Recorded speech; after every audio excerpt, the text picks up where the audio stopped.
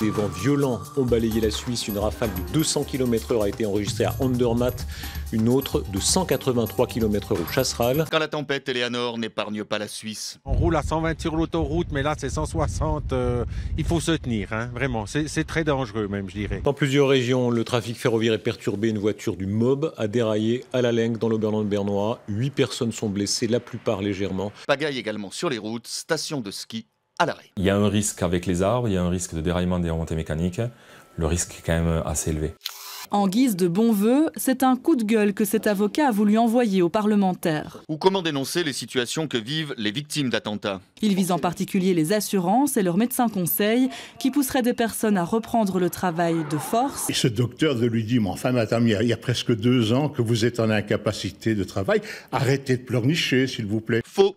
C'est aux victimes d'être mieux conseillées par leur médecin traitant, rétorquent les assurances. Je crois que ce médecin traitant leur donnera également des éléments à faire valoir auprès de leurs collègues qui évaluent leur état de santé pour le compte de la compagnie d'assurance. Je crois qu'il vaut mieux se casser une jambe que d'avoir un stress post-traumatique. C'est un fiasco qui a coûté plus d'1 milliard de dollars aux contribuables canadiens. Un fiasco au nom de Phoenix, ce logiciel capricieux qui gère les salaires de la fonction publique. Le gouvernement devra faire une enquête nationale publique. Les contribuables et les personnes qui ont été touchées par ces problèmes-là ont le droit de savoir ce qui s'est passé. Une commission d'enquête peut être une solution pour explorer vraiment en détail qu'est-ce qui s'est passé. Les syndicats veulent donc une enquête nationale. Reste que pour l'heure, la priorité est de continuer de faire pression sur le gouvernement pour trouver des solutions et faire en sorte que tous les fonctionnaires fédéraux soient payés correctement.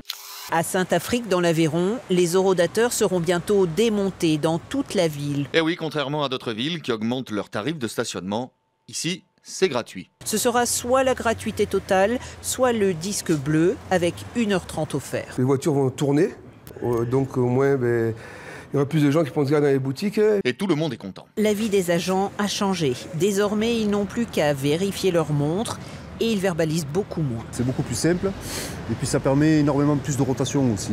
C'est plus simple pour tout le monde en fait.